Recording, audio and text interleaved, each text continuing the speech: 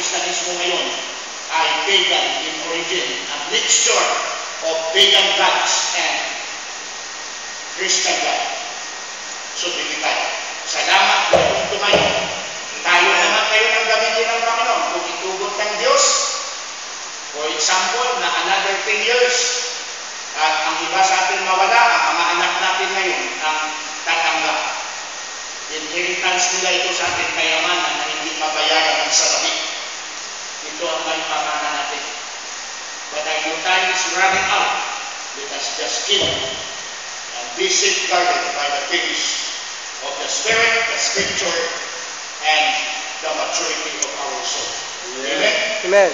So let's end our topic tonight with the videos it took me more than an hour to present this message. That's why tatlong went lang, pero umabot tayo ng more than an hour.